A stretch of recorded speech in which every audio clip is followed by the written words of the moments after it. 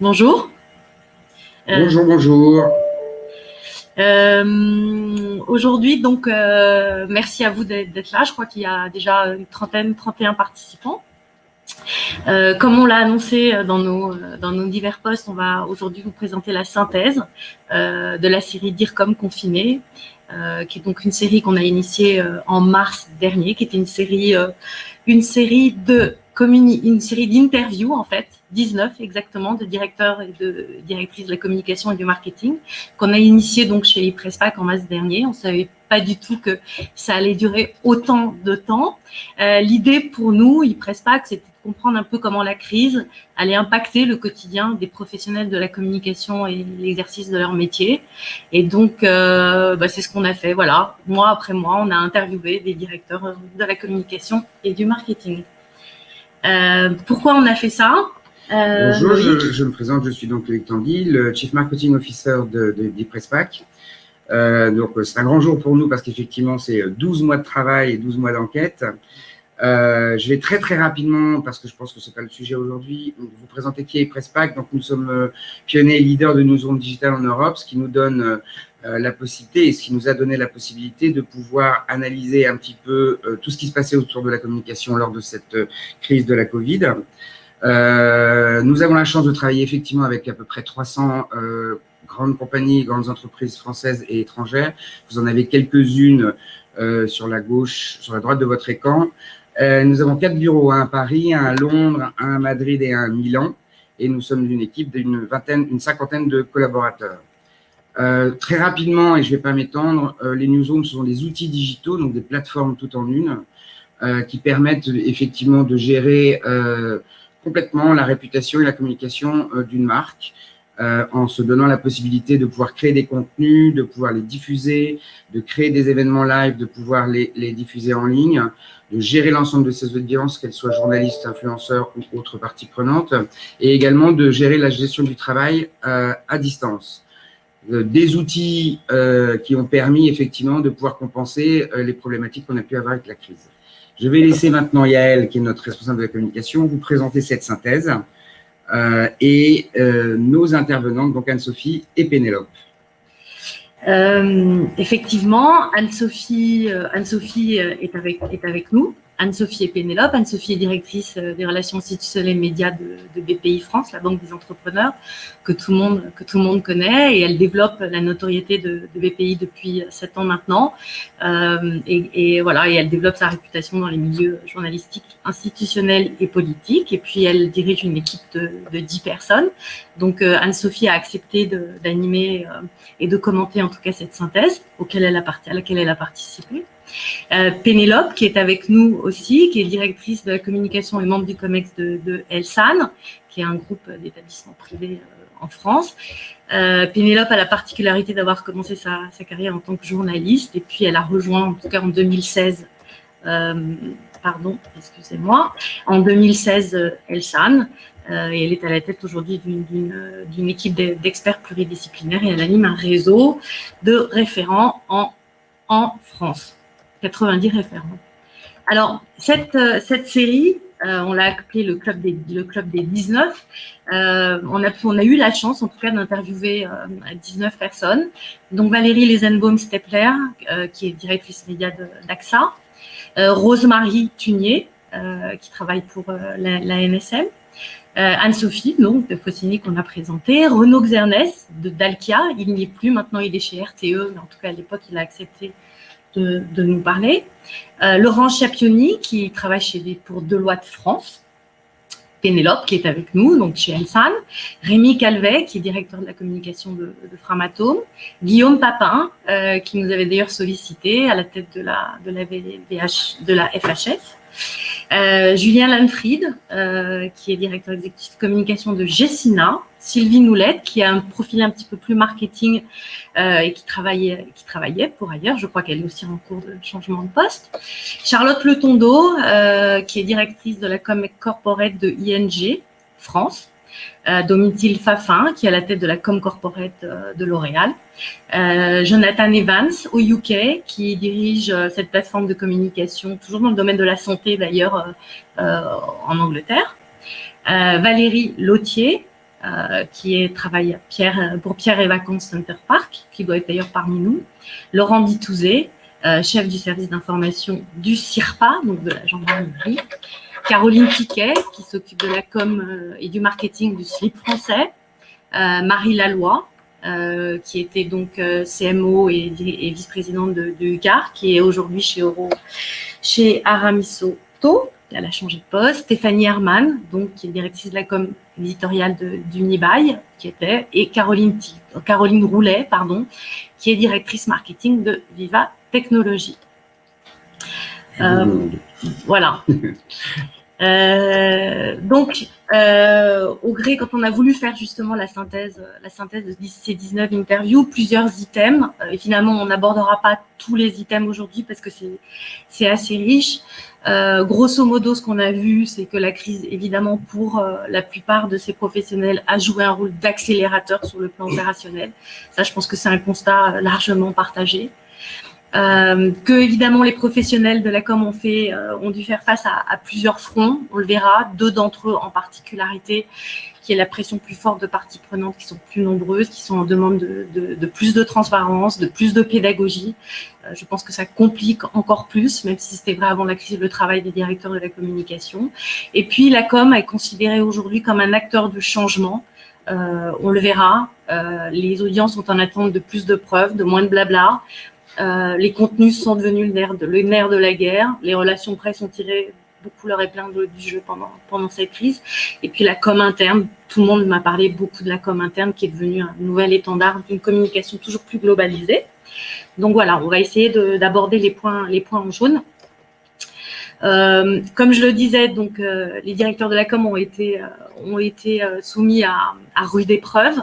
Mais tous s'accordent à dire que le revers de la médaille, en tout cas la récompense, c'est que sur tous les plans, toutes les pratiques ou les compétences, elle a joué un rôle d'accélérateur, que ce soit dans le domaine digital, événementiel, des relations presse, de la production des contenus, de la com interne, du marketing, de l'animation des réseaux. Tout le monde a fait un saut, un grand saut. Pénélope nous le disait très bien, en un an, on a vécu l'équivalent d'une carrière professionnelle tout entière. Sylvie Noulette de Ayer nous dit, en 2 mois, j'ai appris plus qu'au cours des 3 dernières années. Et puis, Laurence de Deloitte nous dit, on a travaillé énormément et ça a été aussi un révélateur total sur le plan opérationnel et humain. Donc voilà, en tout cas, la récompense de tout ça, c'est que, et ça on nous l'a dit aussi très clairement, c'est que la communication n'est jamais autant apparue aussi utile et stratégique dans l'entreprise, que ce soit auprès des COMEX, des patrons d'entreprise ou même des salariés. Laurence nous le dit très bien. Vous pouvez constater les citations. Et donc, Pénélope et Anne-Sophie, j'aurais envie de vous poser cette question. La com a démontré toute son utilité dans l'entreprise. Est-ce que c'est votre sentiment à vous aussi? Je veux bien démarrer. Rapidement, en fait, je trouve que cette crise a été le meilleur plan de com pour la communication ces derniers mois. Ça a été vraiment incroyable pour le secteur de la communication parce qu'elle s'est rendue indispensable tout le temps et pour tout le monde. Et même ceux qui n'en étaient pas convaincus ont compris que la communication était absolument stratégique. Alors maintenant, après, sur les questions de budget, aujourd'hui, alors qu'on est en train peut-être de sortir de la crise, c'est plus difficile pour certains d'entre nous. Les budgets ont sans doute, et vous le remarquez dans votre quotidien, ont sans doute diminué. Mais voilà, ça a été une période où, en effet, la communication s'est rendue extrêmement visible par tout le monde. Anne-Sophie, un petit commentaire ou... Oui, bien volontiers, je vous remercie. Peut-être en préambule, je vais me présenter. En fait, je dirige les relations presse et les relations institutionnelles, ce qui, pour BPI France, recouvre en fait la sphère d'interaction avec les pouvoirs publics. Et je le précise parce que la période que nous avons qualifiée de la période de confinée, en fait, les interviews que vous avez menées, Yael, pour ma part, en tout cas, correspondait à la période du confinement. Et donc, cette première étape de l'année 2020, si particulière, puisqu'elle nous a fait vivre un état un peu de j'ai pas envie de dire un état de guerre, mais en tout cas un état d'urgence pendant 2 ou 3 mois consécutifs. Et pour BPI France, donc la Banque publique d'investissement, je ferai le lien ensuite avec la communication, mais je pense que la communication telle qu'on le vit tous dans nos entreprises, elle est quand même au service du business de l'entreprise, elle est au service de sa raison d'être. Donc la première démonstration et les premières réponses que nous avons dû apporter en tant que communicants, ça a été d'être à la hauteur de la raison d'être primaire de l'entreprise. Concernant BPI France, la raison d'être de BPI France, c'est servir l'avenir des entrepreneurs. Et on s'est retrouvé dans une période où il fallait surtout sauver le présent, avec une économie mise à l'arrêt. Et pour la communication, chez BPI France, on a été totalement en support et on a rendu possible en fait l'appropriation des dispositifs de réponse à la crise économique destinés par les pouvoirs publics avec une campagne de communication qui a permis que les dispositifs soient connus des publics cibles, ce qui était rendu beaucoup plus challengeant par le contexte d'un pays confiné avec évidemment des moyens d'information qui ont remis les médias au centre des canaux existants pour s'informer, puisque dans cette période de raréfaction des échanges informels, de non-possibilité de se rendre dans les lieux où on a l'habitude de se rendre, l'importance de la communication et j'irais presque dans sa mission d'information a été multipliée par, est devenue une variable cruciale. Donc oui, la communication a été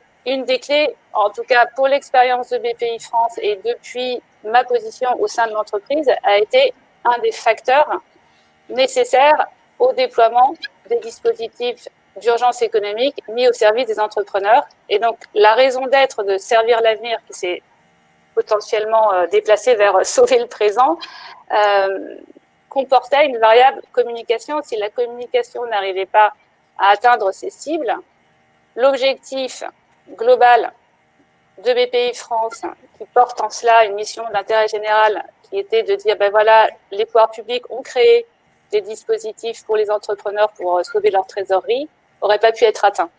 Donc, si on repart sur cette première période où vous avez mené mon interview, Yael, et les verbatims qui en sont issus sont très marqués de cela. C'est-à-dire qu'il y a eu un sentiment vraiment de concourir à une mission qui nous dépasse beaucoup, mais pour lesquels on était les premiers soldats, entre guillemets, sachant que, bien que ne développant pas les prêts en soi, puisque nous étions une banque au service des autres banques de la place, nous en étions un allié indispensable. Et ce message-là, il a fallu le faire passer au grand public de manière massive. Et donc, de sortir un peu d'un univers de communication sur lequel BPI France était très, très bien identifié dans la communication financière, en direction des entrepreneurs, la communication, les titres de presse économique, où on a déjà une visibilité très, très forte.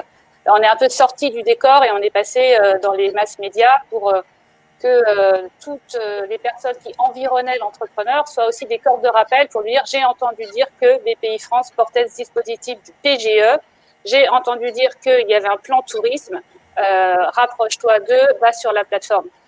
Donc oui, forcément, on a été un des ingrédients nécessaires à la réussite de la recette globale. Ok. Merci pour cet éclairage. Donc, la communication n'est jamais parue aussi utile et stratégique dans l'entreprise. Vous en avez convenu toutes les deux.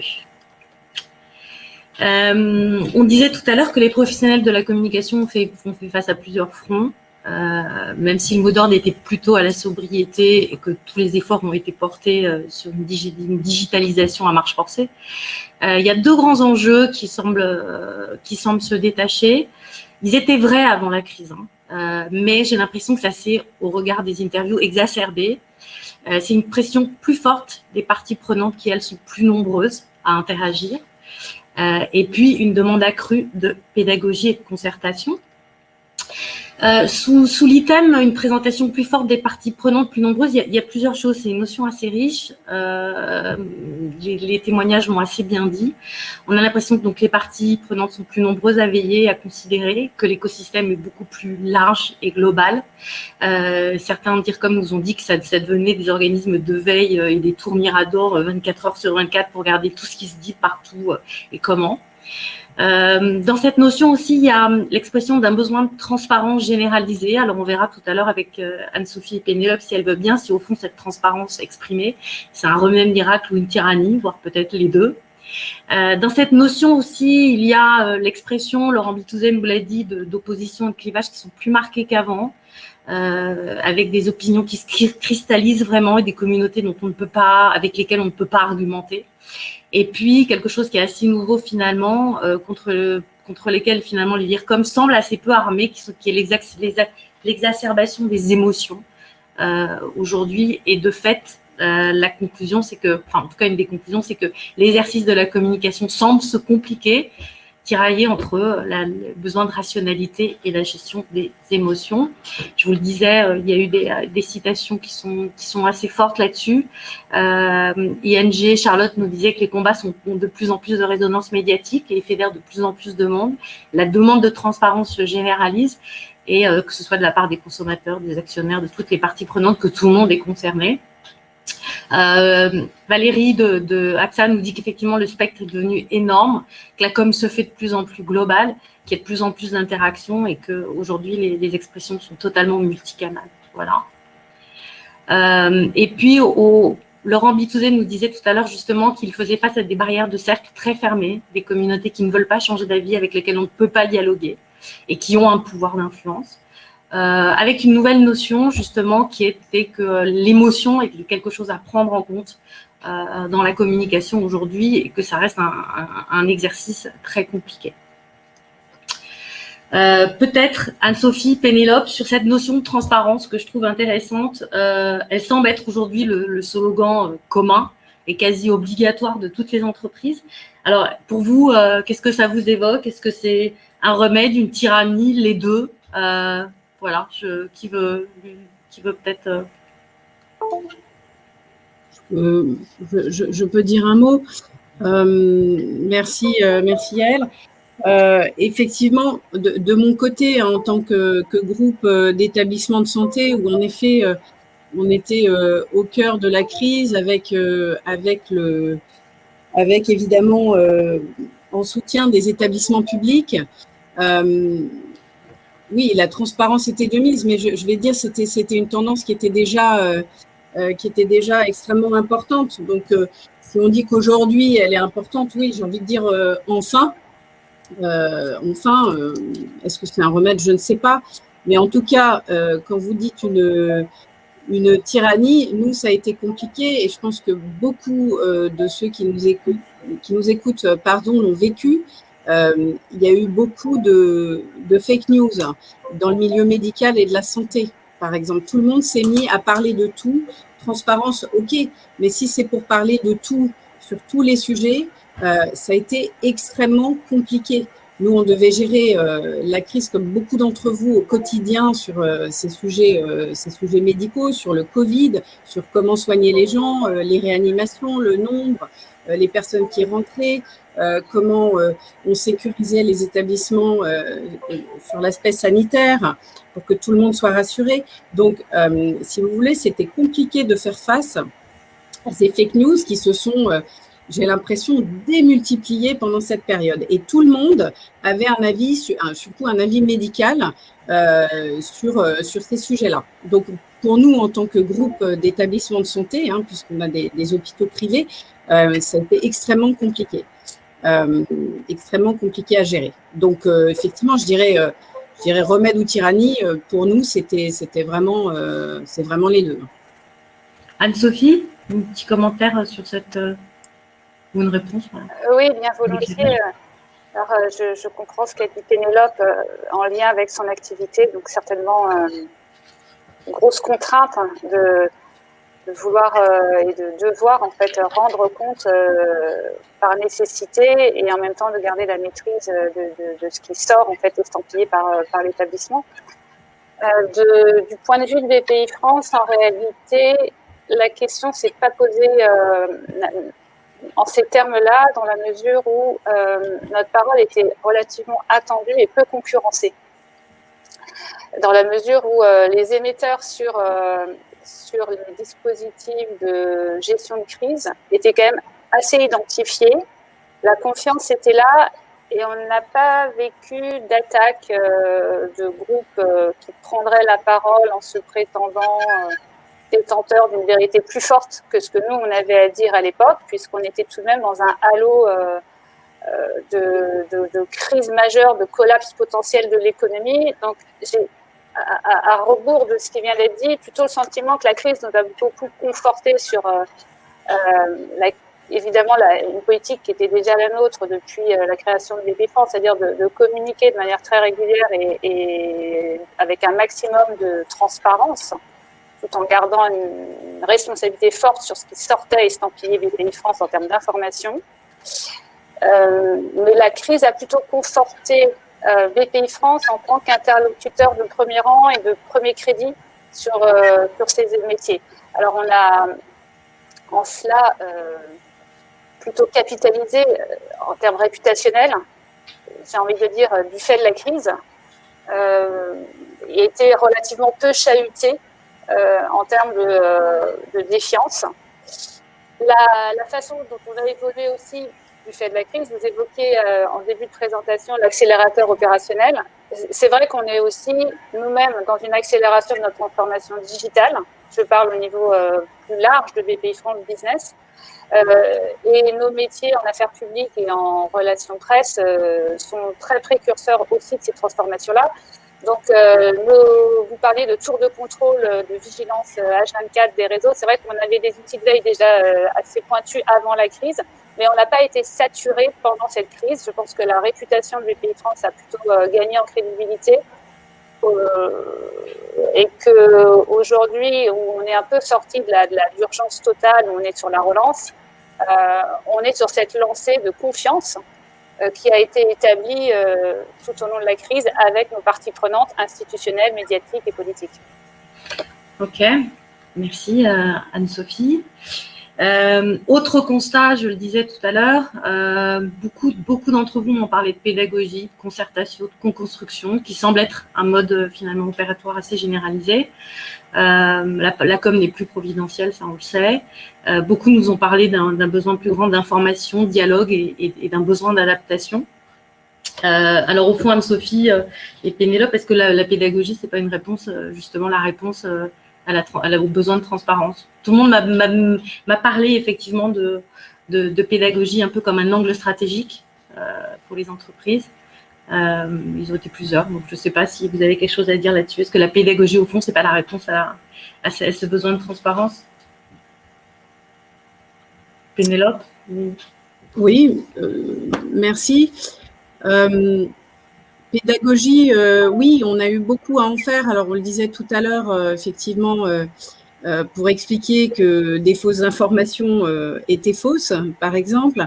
Mais vis-à-vis de nos cibles internes également, alors ça fait un petit pas de côté, mais on parlera tout à l'heure de la communication interne, hein, vous en parliez au début, et on va développer le sujet, je pense, mais effectivement, nous, vis-à-vis de nos médecins, de nos collaborateurs, puisque les médecins sont libéraux chez nous, ils ne sont pas salariés comme dans le public, nos collaborateurs, on a dû faire beaucoup de pédagogie dans un moment de crise où personne ne connaissait rien au début.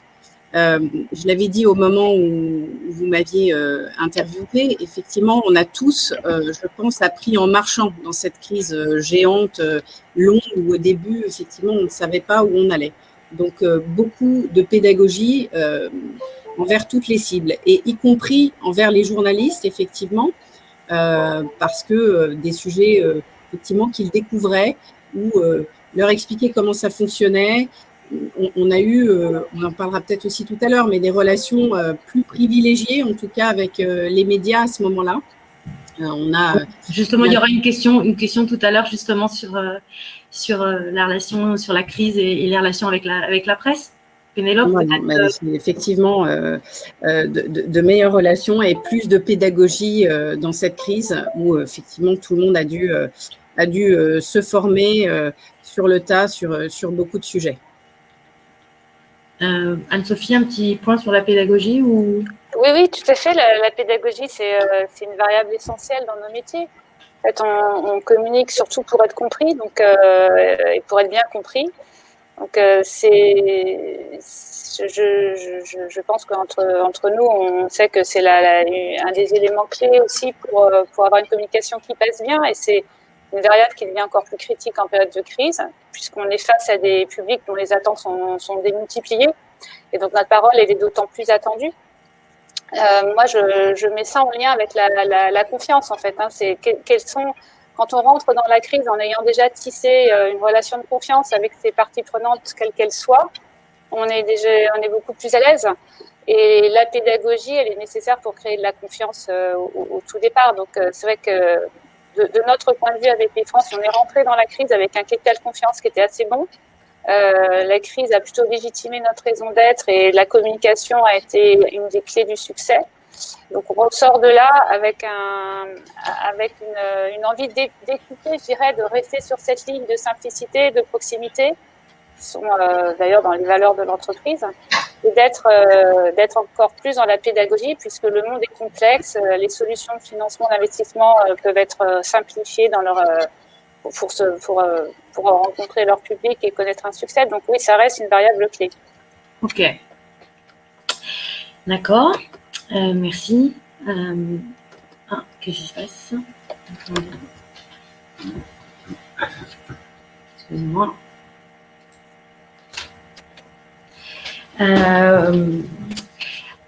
Troisième constat de ces interviews, c'est qu'effectivement, toutes les entreprises sont en transformation. Je pense que ça n'a échappé à personne.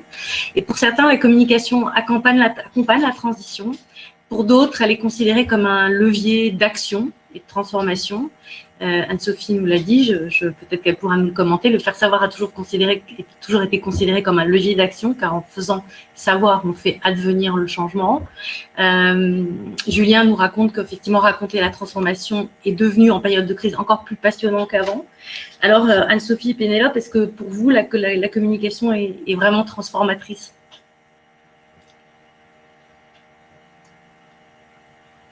Oui, je crois qu'on l'a déjà dit, hein, c'est un acteur Anne-Sophie l'a dit au début, c'est un acteur incontournable de la transformation. Anne-Sophie parlait tout à l'heure de digitalisation.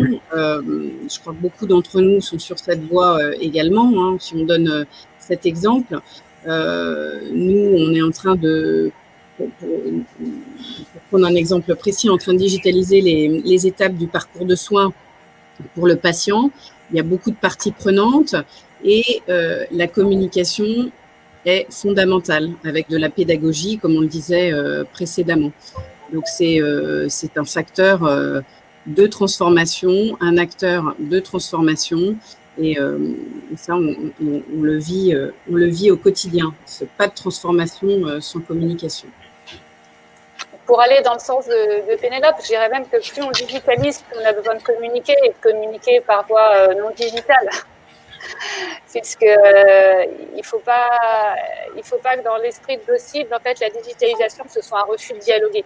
C'est ce qui peut être le plus mal vécu en réalité, c'est que plus on va faire d'outils digitaux, plus il faut que déjà on soit très performant dans les réponses, parce que si on digitalise, c'est pour faire gagner du temps, de la rapidité. Si on met en place un site presse, une newsroom, il faut qu'elle soit ultra opérationnelle et ultra agile. Sinon, quel intérêt? On décroche son téléphone et on essaie d'avoir des réponses très rapidement. Je prends un exemple qui est un peu en lien avec nos métiers pour que ce soit parlant. Mais dans tout le parcours de digitalisation de la banque, évidemment, il faut apporter beaucoup de communication pédagogique autour des attendus de cette digitalisation pour qu'elle soit perçue comme un vrai avantage pour le client final. Donc, on a en permanence le souci de mettre du sens autour de l'action.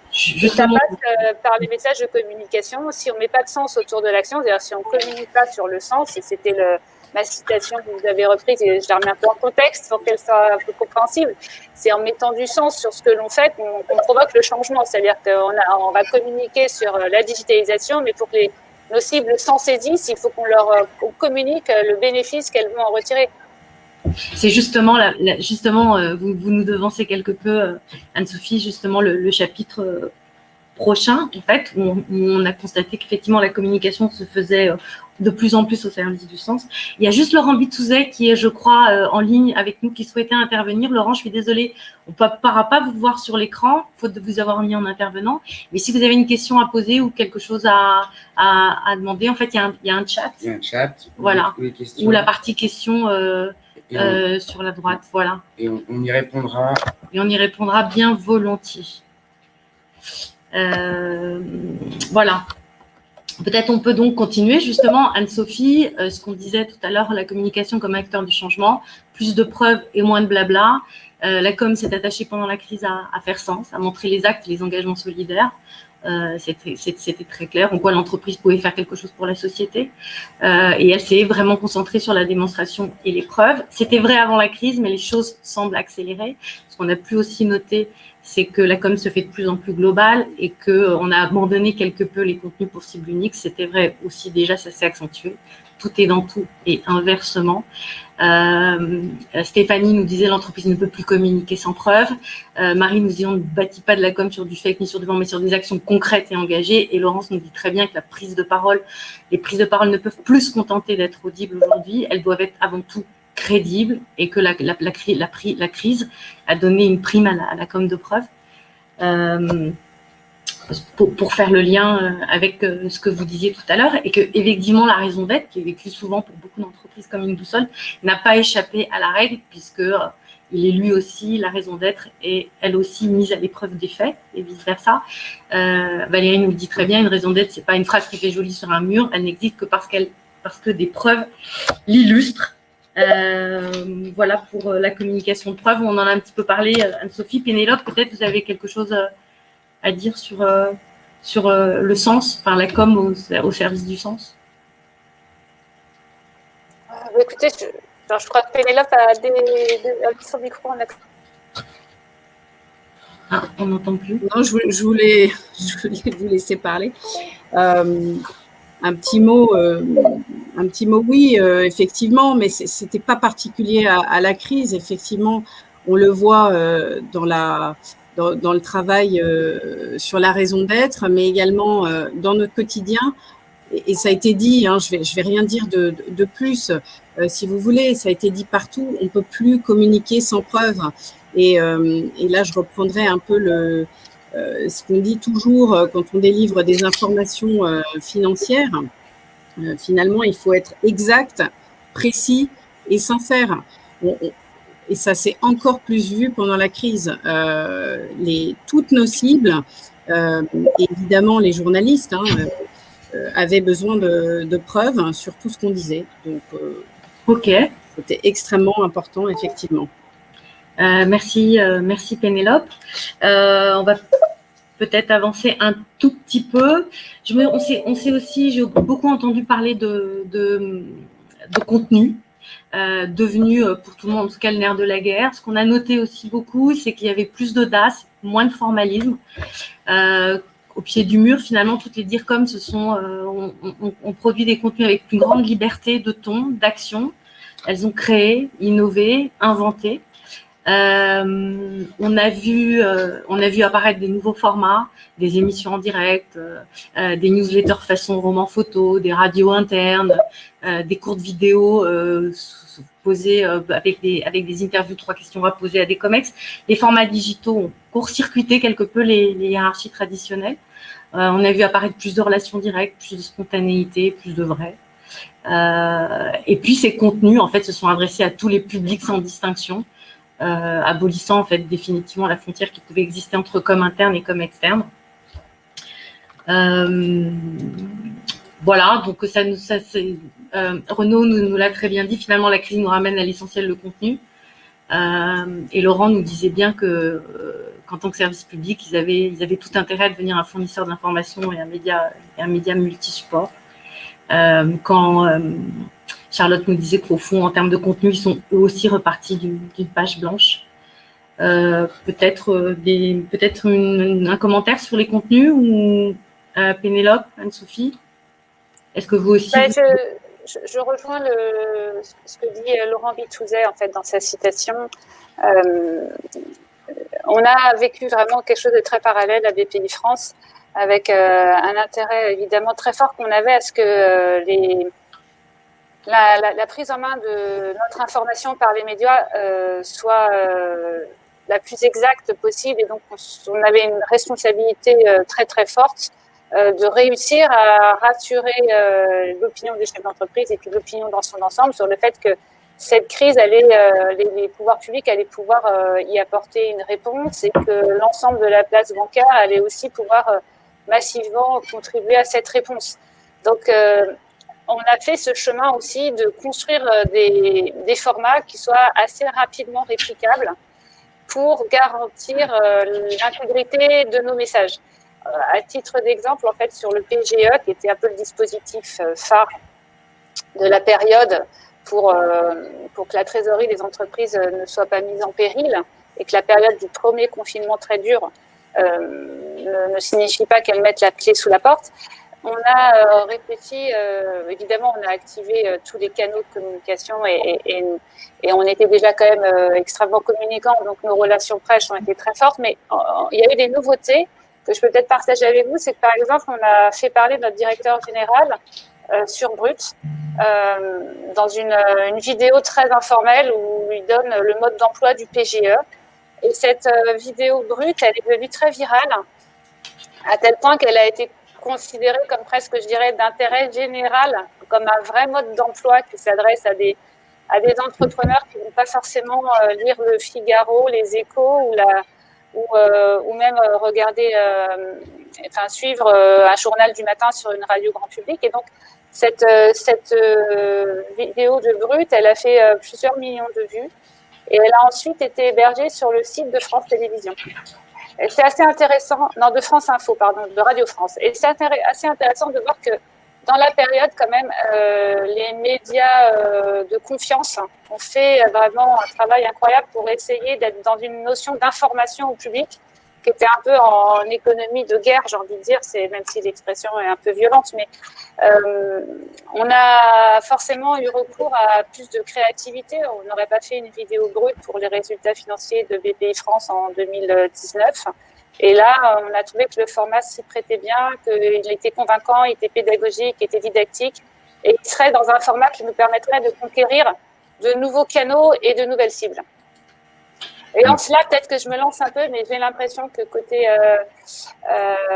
CIRPA, il y a eu aussi des choses de ce type-là.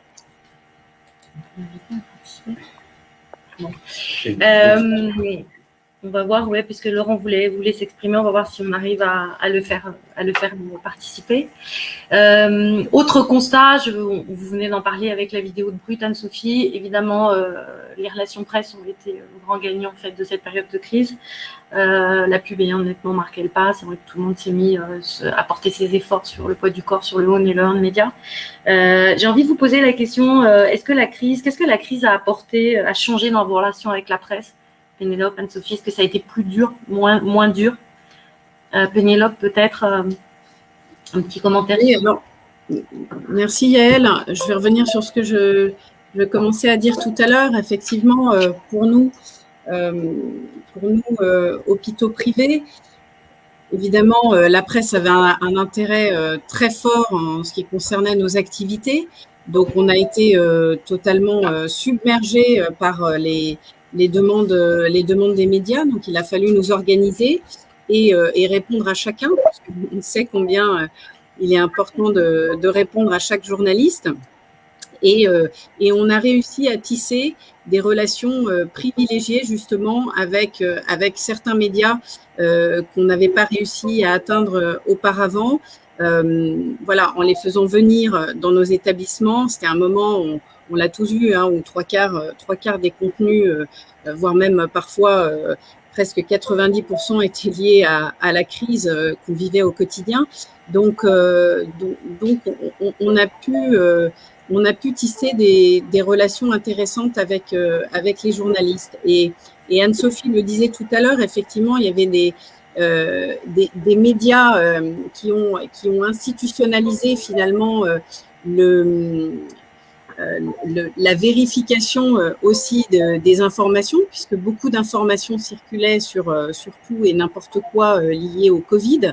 Donc, on a pu bénéficier de leur savoir-faire et de l'expertise journalistique de certains médias extrêmement sérieux dans tous les domaines pour vérifier certaines informations. Et pour nous, ça a été très utile. Laurent justement, Bitouzé est parmi nous. Laurent, est-ce que Laurent qui a été très bavard pendant cette interview et c'était avec plaisir. Laurent, est-ce que tu as un commentaire à faire sur peut-être sur les slides précédents ou sur les relations presse finalement qui est le cœur de ton métier? Bonjour à tous, vous m'entendez bien? Oui. Voilà. Merci beaucoup. Non, je ne veux pas du tout m'imposer dans la participation. Moi, j'écoute avec attention Anne-Sophie et Pénélope et se dérouler. Et je rejoins en tout point. Et en particulier, j'ai l'impression, nous, qu'on avait vécu une crise beaucoup plus sécuritaire en 2018-2019 avec les Gilets jaunes. Et là, on a vécu une crise sanitaire. Et ce que disait Pénélope, tant sur les fausses informations et tout le besoin de transparence qu'il y a eu besoin de créer, on l'avait connu, nous, avant. D'où ma première réflexion que vous avez présentée sur le fait qu'on était face à des groupes fermés. Parce que dans la crise, c'est très compliqué d'aller chercher ces groupes qui développent des fausses informations. En revanche, quand la crise passe à autre chose, en tout cas c'était pour nous de sécuritaire à sanitaire, on a pu justement développer, et j'en viens au propos que vous évoquiez tout de suite, une empathie, une confiance, créer de la transparence avec la population. Notre rôle, il est de rassurer, il est de protéger la population, mais dans cette crise sanitaire où chacun est dans une situation sociale étonnante et inconnue, confiné, resté chez soi, pas pouvoir se déplacer, ça a créé des angoisses et des inquiétudes. Et notre rôle, à nous qui étions encore sur le terrain, était de venir justement créer cette confiance. Donc on a pu développer des opérations de proximité vis-à-vis des soignants, vis-à-vis des entreprises dont et en particulier les TPE, les PME dont les salariés étaient en télétravail, vis-à-vis des élus qui avaient beaucoup moins de moyens pour travailler sur le terrain et développer des opérations qu'on a appelées répondre présent et qu'on a développées sur nos réseaux sociaux, devenant nous-mêmes un média tel qu'on l'avait déjà évoqué avec Comment. Et d'où le développement avec la PQR que j'évoque ici, parce qu'effectivement, créer cette transparence, qui est notre devoir de redevabilité vis-à-vis de la population. Nous sommes une institution publique, une administration publique, et à mon sens, elle est de dire à la population ce que nous faisons avec pédagogie, créer cette confiance en toute transparence. Et effectivement, dans cette crise sanitaire, ça a permis de développer beaucoup d'actions qui ont été reprises en proximité. D'où pour nous cette réaugmentation de liens avec les médias et en particulier des médias traditionnels et locaux en presse quotidienne régionale. Ça a plutôt bien fonctionné. Beaucoup d'entre vous connaissent le prix de la relation client Kantar BearingPoint. Et en 2020, nous avons reçu le prix de la relation client administration publique, certes pour la 6e année consécutive, mais on remarque dans les retours d'expérience de Kantar et BearingPoint que justement, c'est en créant cette confiance pendant l'année si particulière de 2020 que on a augmenté la confiance que les gens avaient en la gendarmerie par ces actions de proximité.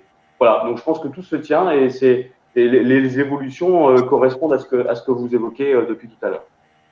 Merci Laurent.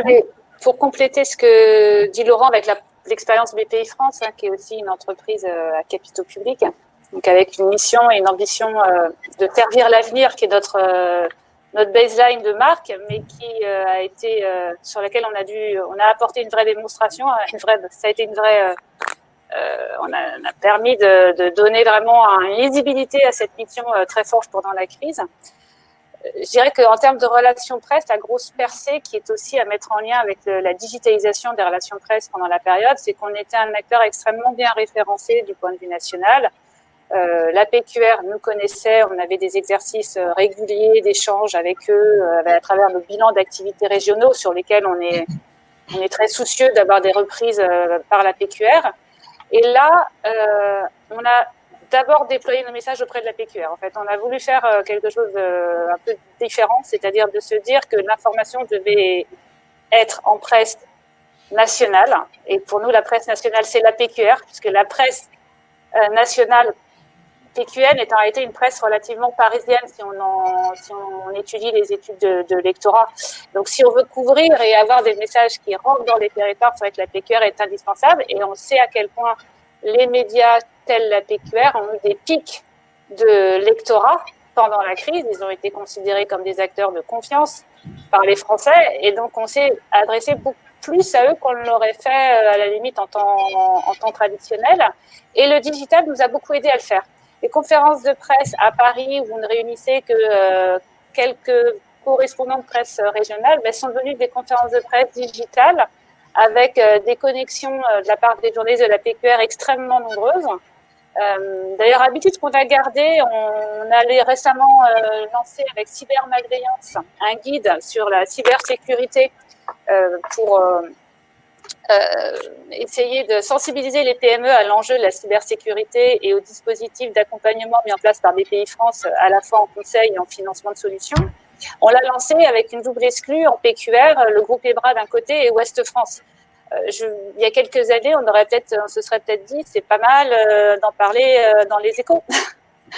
Donc, je veux dire, et la crise est passée par là, mais je dirais que la digitalisation des relations de presse donne un accès beaucoup plus facile à des journalistes qu'on touchait un peu moins. Alors, ça semble une évidence, mais je pense que c'est bien de le rappeler parce que ce qu'on vit là aujourd'hui, l'exercice informel de partage d'expérience, avant la crise, on ne l'aurait peut-être pas fait sur Livestorm.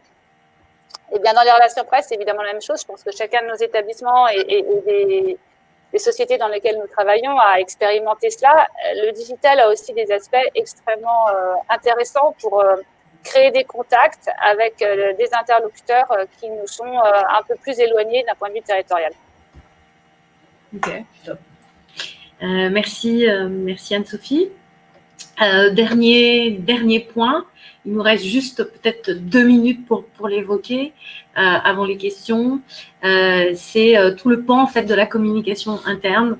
La crise évidemment a mis sur le devant de la scène, en particulier la discipline de la communication interne. Tout le monde en a parlé comme une priorité. Évidemment, les salariés n'avaient plus de présentiel ni de machine à café et ça devenait leur principale source d'information.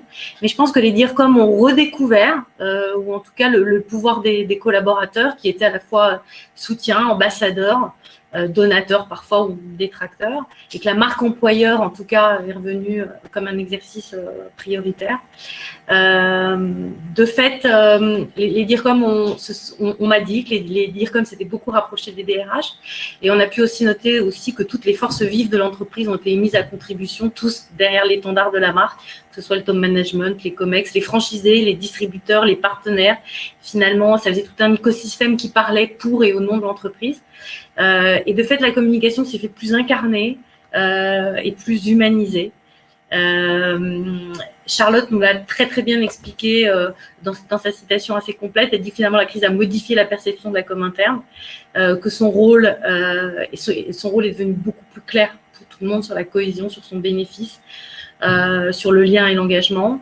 Que les réseaux sociaux, évidemment, ont accéléré la décentralisation de la com et que du coup, la com était beaucoup plus incarnée par ses salariés et qu'elle fait le pari, en fait, que le grand challenge de la communication interne des prochaines années, de la com, ce sera la com interne ces prochaines années. Alors justement, Pénélope et Anne-Sophie, est-ce que finalement la com interne, demain, ce sera un nouveau mantra des directeurs de la communication? Pénélope?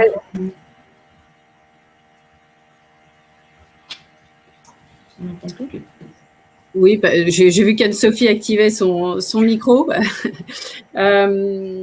Effectivement, mais pour nous, elle a toujours été très importante. Donc, la crise n'a finalement pas changé grand-chose.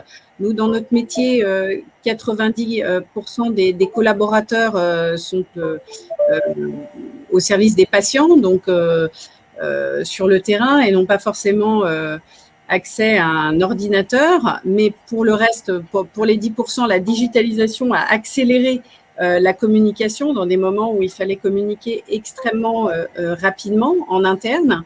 Et pour les collaborateurs, effectivement, on s'est appuyé sur des porte-paroles, le middle management, des discussions, etc. Et la communication se faisait très vite par des réseaux différents. On a découvert des manières de communiquer, on a fait confiance, on a laissé effectivement les gens s'exprimer parce que c'était un temps où effectivement, il fallait, ou il faut encore, on n'est pas complètement sorti, il faut s'exprimer, il faut faire savoir, faire connaître, et donc Donc, extrêmement important sur tous les pans. Mais je vais dire, pour nous, c'était pas nouveau. Ce qui était nouveau, c'était peut-être les canaux et les manières de communiquer en interne. Laurent, peut-être une petite remarque ou un commentaire. Oui, je vous rejoins complètement sur la communication interne. Cette crise sanitaire, ça a été un révélateur. On l'avait, je pense, un peu oublié. Et en tout cas, nous, ça a été un axe d'effort essentiel pour deux choses. D'une part, faire passer les directives d'action sur le terrain parce que c'était un peu compliqué pour tout le monde dans le mode opérationnel. Et deuxièmement, je reviens sur ce que vient de dire Pénélope, pour le RSE, on a fait participer, on a voulu emmener nos gendarmes dans une communauté. Ils pouvaient plus se voir de brigade à brigade, ils pouvaient plus voir leur chef. Et donc, on a développé des moyens du type chaîne YouTube gendarmerie où on leur a demandé de se filmer au quotidien dans leurs actions, de créer des scènes de vie. Et on l'a fait partager à toute la communauté gendarmerie, mais à tout le monde en fait. Voilà, ça a créé une certaine émulation et ça a permis de garder le contact qui n'existe plus physiquement. Mais clairement, oui, la communication interne est un vrai enjeu qu'il faut réfléchir à l'aune de cette crise. Le lien avec le DRH, je rejoins complètement. C'est essentiel que l'on relaie ce que fait le DRH sur nos vecteurs de communication. Merci Laurent. J'ai une question. Pardon, Anne-Sophie peut-être Oui, là, je voulais partager une expérience aussi avec notre audience et nos invités. La façon dont les premières prises de parole étaient assez déterminantes en fait dans la crise, parce qu'en gros, soit on partait mal, soit on partait bien, mais on sait tous en tant que communicants que la première dépêche ou le premier message, s'il est un peu vrillé, on passe beaucoup de temps et d'énergie à rattraper les choses et donc on n'est plus du tout dans la même dynamique. Donc ce qu'on a fait, et peut-être je pense qu'on n'est pas les seuls à avoir fait ça, c'est comme on avait plusieurs porte-parole de l'entreprise, moi étant porte-parole naturel vis-à-vis des médias, mais on a quand même notre directeur général qui a dû incarner le fait qu'on ne baisse pas les bras, on lance tout de suite des actions, des mesures d'urgence économique.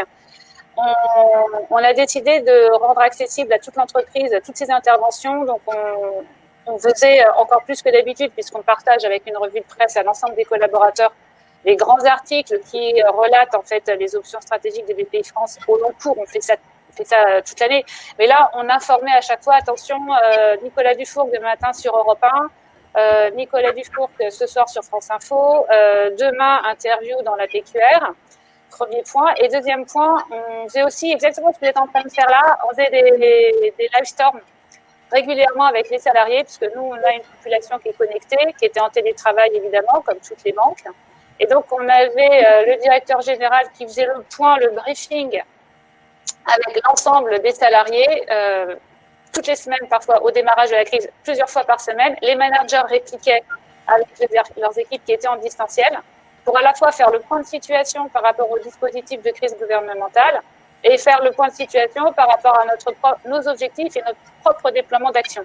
Donc le digital, là encore, a permis qu'il y ait une continuité et une cohérence des messages entre ce que disait le directeur général à l'interne et ce qu'il exposait à l'externe. Il fallait que les contenus soient totalement en ligne, puisque aujourd'hui, la question des canaux, certes, la com interne, c'est un canal en soi, mais enfin, les choses internes, elles s'externalisent très rapidement. Donc, si votre directeur général s'exprime sur YouTube, la vidéo, on peut considérer qu'elle s'adresse à tout le monde, puisqu'elle est sur YouTube. À moins de privatiser un espace, il faut que tout soit extrêmement maîtrisé et qu'il y ait une parfaite cohérence entre ce qui se dit en interne et ce qui se dit en externe. Donc, je dirais que la crise nous a montré, d'une part, la porosité totale entre les univers, qu'aujourd'hui, il n'était pas question d'avoir deux langages, puisqu'on se prenait très, très vite les pieds dans le tapis. Et puis, au contraire, menée très positivement, elle pouvait découpler l'impact, puisque nos salariés étaient les propres ambassadeurs de nos produits. Ils ont leur réseau, ils savent convaincre, ils connaissent des clients. Évidemment, ils les connaissent puisqu'ils les entraînent, ils les accompagnent. Mais on a plutôt capitalisé sur le fait en étant très proactif vis-à-vis de l'interne, on se donne encore plus de chances d'être très fort sur l'externe. Voilà. J'ai une petite question qui nous a été posée. Céline Dupont, consultante chez JS. Estimez-vous que la crise va, je la lis, estimez-vous que la crise va demander au DIRCOM de développer beaucoup d'efforts dans la diffusion d'une culture d'entreprise, au maintien d'une cohésion? Je constate des scissions importantes avec le télétravail 100% qui a été pratiqué sur une longue période. Je ne sais pas qui peut répondre. Pénélope?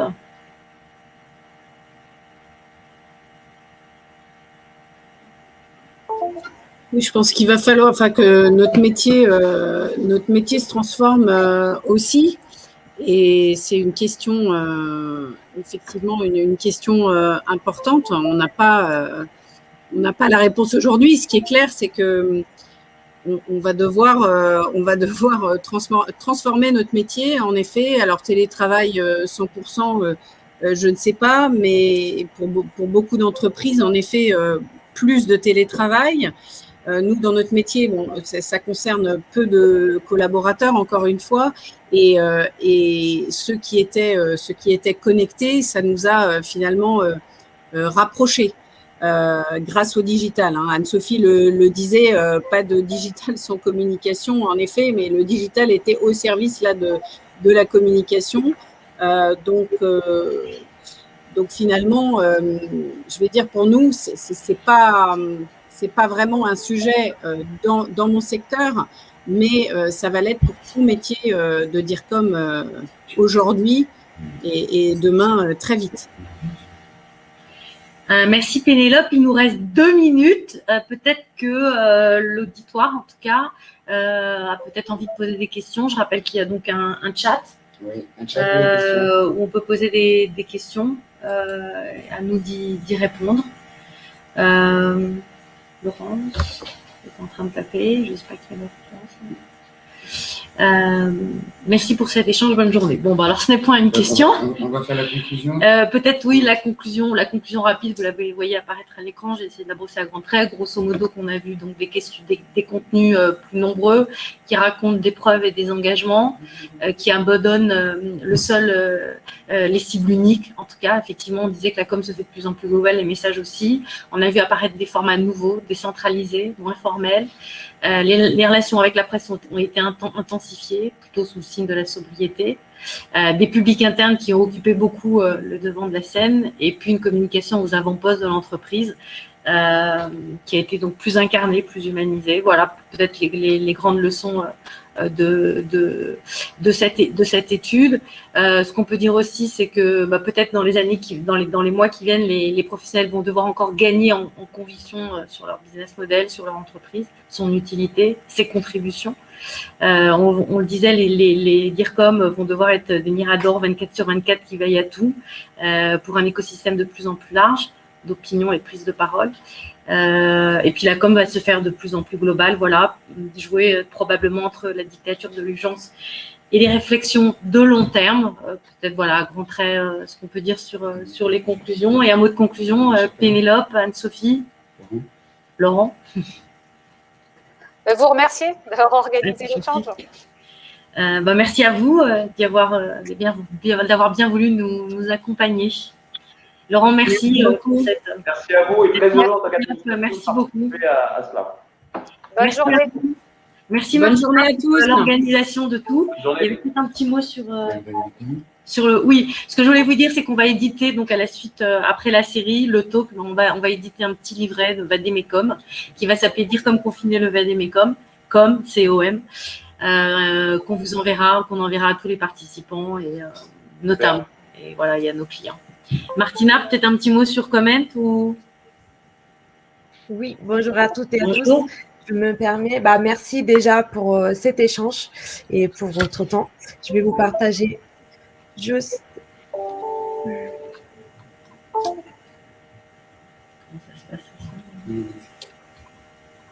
Voilà, les prochains événements Comment. Ça, je vous prends encore deux petites minutes, car aujourd'hui, on aura un Stay Live sur l'UX Writing qui sera tenu par Raphaël Haddad et Amina Melaji de Montclé. L'événement se tiendra aujourd'hui à 18h sur Zoom, donc n'hésitez pas à aller regarder notre site Comment pour vous y inscrire. Demain, on aura un stand-up contre le harcèlement de rue présenté par Toute Femme, Toute Communicante, qui aura lieu toujours en ligne de 9h à 10h30. Et pour le mois de juin, on aura encore un bench live sur la communication après le confinement de l'Institut du monde arabe. Donc, Roman Pigenel viendra présenter sa stratégie de communication, et enfin le Talk 17 qui se tiendra le 15 juin sur comment refaire du business. ce talk prendra un peu la forme d'un échange pour voir ensemble comment refaire du business après la crise qui a frappé le monde de la communication l'année dernière.